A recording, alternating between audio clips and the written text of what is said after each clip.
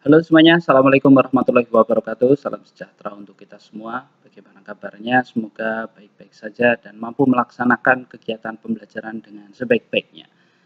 Oke, pada video kali ini kita akan lanjutkan materi kita mengenai baris dan deret. Dan nanti di sini kita akan lanjut pada baris aritmatika. Jadi baris aritmatika adalah suatu barisan bilangan-bilangan di mana selisih atau beda di antara dua suku berurutan merupakan bilangan yang tetap. Jadi baris aritmatika dapat dicirikan dengan selisih antara suku pertama, suku kedua, suku ketiga, dan suku berikutnya itu adalah tetap. Jadi contohnya misalnya baris aritmatika adalah 2, 4, 6. Nah, itu kan antara 2, 4, dan 6 selisihnya sama, yaitu nilainya adalah plus 2. Tetapi baris aritmatika juga bisa memiliki selisih negatif. Jadi jangan berpikir hanya positif saja begitu ya untuk baris aritmatika. Jadi ada selisih negatif juga. Jadi contohnya misalnya 8, terus 4, terus 8, 4, 0, min 4. Nah, itu berarti dia memiliki beda min 4. Jadi baris aritmatika adalah suatu baris yang memiliki selisih yang sama, bisa bilangan positif, bisa bilangan negatif. Nah, di sini yang perlu ditekankan di awal untuk baris aritmatika adalah untuk menyelesaikannya itu kita bisa menggunakan rumus yang tersedia atau juga bisa menggunakan pelogikaan. Jadi jangan selalu berpatokan pada rumus. Terkadang soal-soal baris aritmatika juga menggunakan pelogikaan. Jadi harus dilogika dulu, tetapi konsepnya harus sesuai. Jadi pada dasarnya untuk menyelesaikan masalah baris aritmatika kalian harus paham konsepnya. Jadi konsepnya itu sama seperti yang tadi Bapak sampaikan bahwa tiap-tiap suku itu memiliki selisih yang sama, entah itu positif ataupun negatif. Jadi nanti kalau ada soal tidak harus selalu menggunakan rumus. Kalian bisa menggunakan logika untuk bisa menyelesaikan soal baris aritmatika. Nah, di sini kita bahas dulu mengenai rumus yang tersedia. Jadi untuk baris aritmatika itu suku ke n-nya dinyatakan sebagai A plus n min 1B. Kenapa seperti itu? Karena suku pertama itu adalah A. Nah, nanti di suku kedua, U2, itu nanti A plus B. Suku ketiga itu A plus B, atau nanti bisa kita katakan A plus 2B. Nah, di situ kan suku ketiga, belakangnya adalah 2B. Nah, secara otomatis dapat kita simpulkan banyaknya suku atau n-nya itu nanti akan dikurangi 1, lalu dikalikan dengan bedanya, lalu ditambah dengan suku pertamanya. Sehingga rumusnya adalah UN sama dengan A plus N min 1B. Nah, nanti di sini untuk menyelesaikan masalah-masalah, kita bisa menggunakan persamaan ini untuk mencari semua unsur. Dan perlu diingat, dalam baris aritmatika, nanti yang unsur-unsur yang perlu kita pahami atau perlu penting sekali untuk kita pahami adalah yang pertama, A, atau suku pertama. Lalu B, atau beda. Dan N adalah suku ke, atau banyaknya suku. Ini yang nanti 3 unsur itu harus kita bisa kuasai atau kita bisa cari. Jadi kalau misalnya yang ditanyakannya A, berarti nanti kita harus memiliki N dan B-nya. Kalau misalnya yang ditanyakan adalah B-nya, berarti nanti kita harus bisa menggunakan A dan N untuk bisa mencari B. Jadi dari 3 unsur itu, dari A, N, dan B, nanti biasanya salah duanya akan diketahui, atau mungkin paling tidak bisa diketahui, lalu kita akan cari salah satu unsur dari A, N, dan B. Nah, di sini beda itu adalah UN min N min 1. Artinya suku dikurangi suku sebelumnya. Jadi kita bisa mencari beda itu dari U2 dikurangi U1, U3 dikurangi U2, U4 dikurangi U3, dan seterusnya. Itu pasti akan selalu sama. Karena apa? Karena selisihnya selalu sama. Jadi di mana selisih atau beda antar dua suku berurutan merupakan bilangan yang tetap.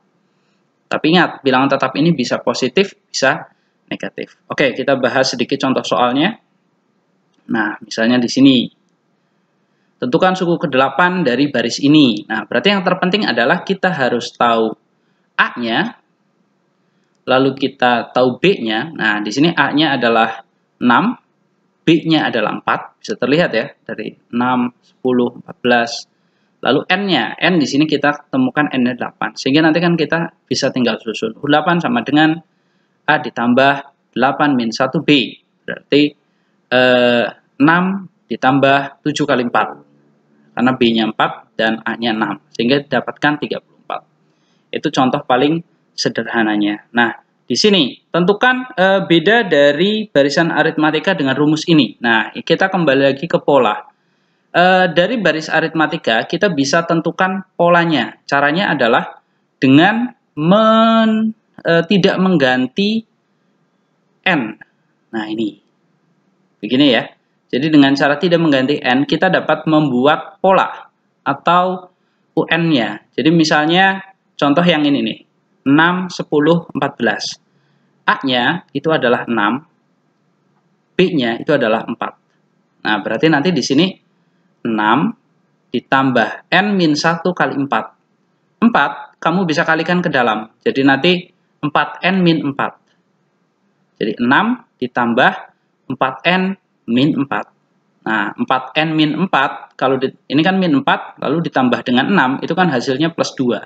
Sehingga nanti untuk contoh soal yang pertama, dia memiliki rumus UN, yaitu 4n ditambah 2. Jadi polanya nanti akan membentuk 4n ditambah 2. Nah, pada contoh nomor 2, di sini sudah ditentukan polanya. Jadi UN sama dengan setengah n plus 5. Tentukan bedanya. Nah, B-nya berapa? Caranya sebenarnya gampang. Kalian tinggal masukkan saja angka 2 dan angka 1. Karena U2 dikurangi U1 pasti hasilnya adalah beda. U1 dimasukkan, U2 juga dimasukkan.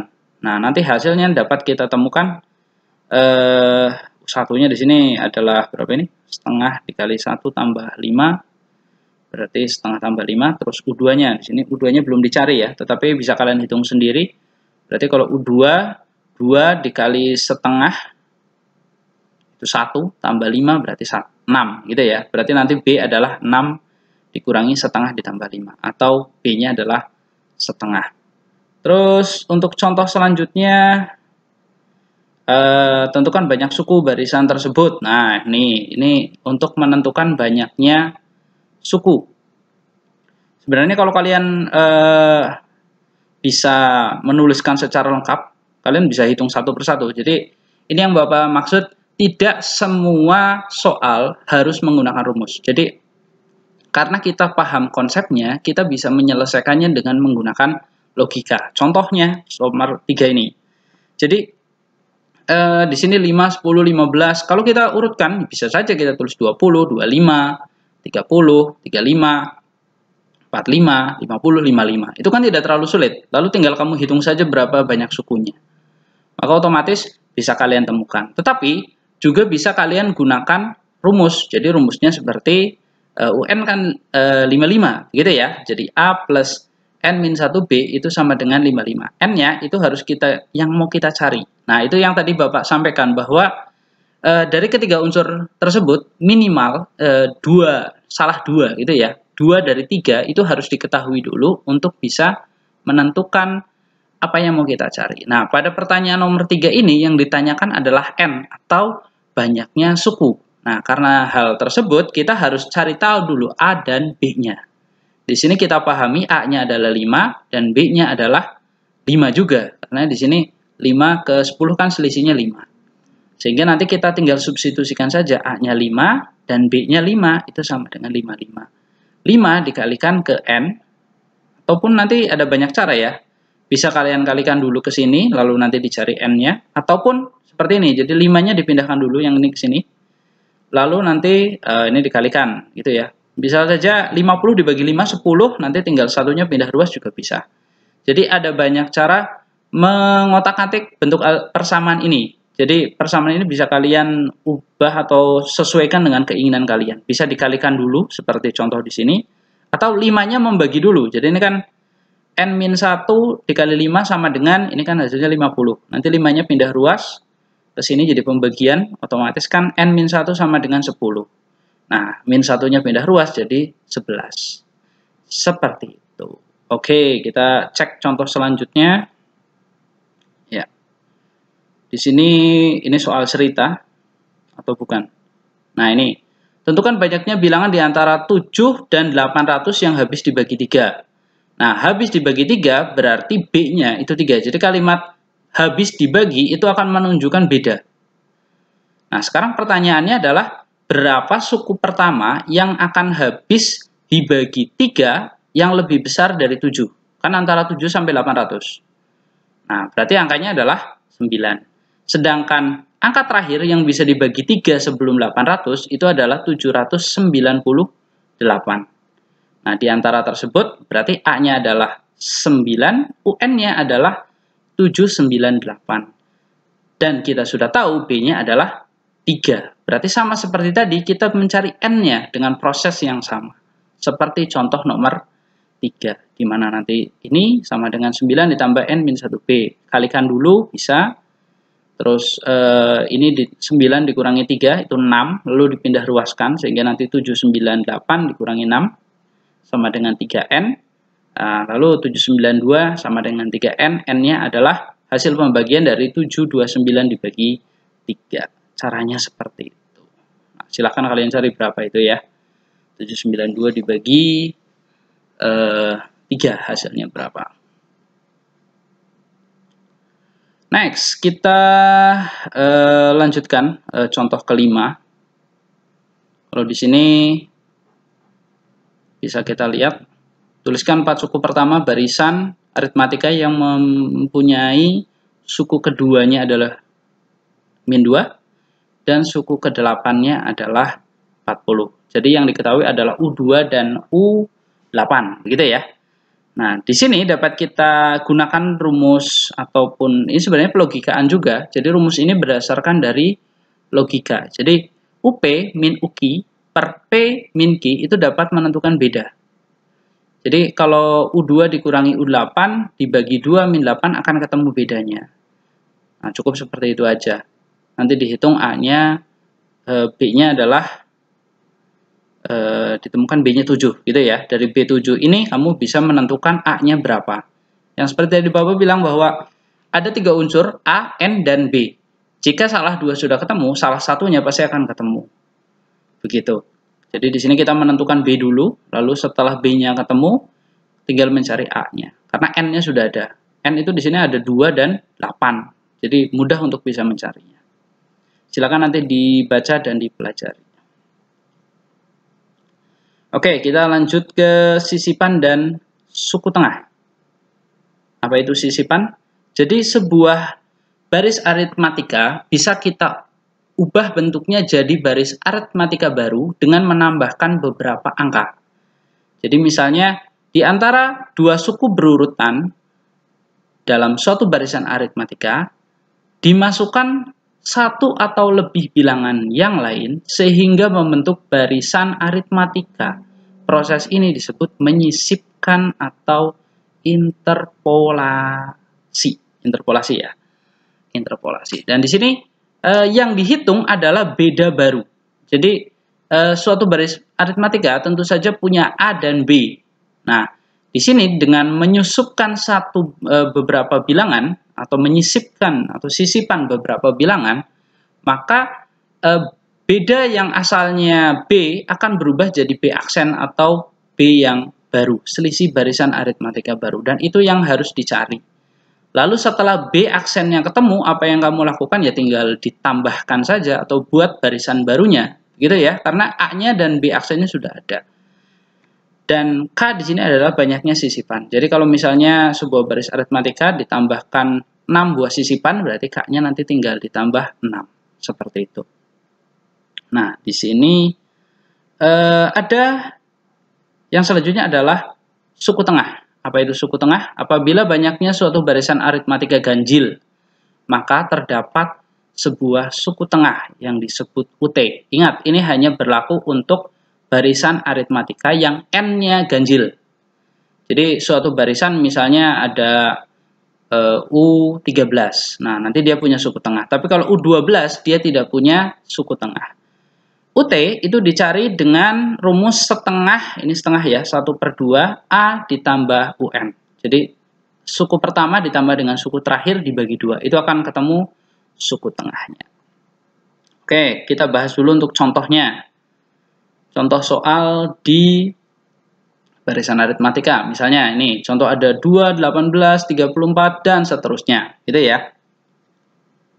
Ini berarti B-nya berapa ini? 16 ya.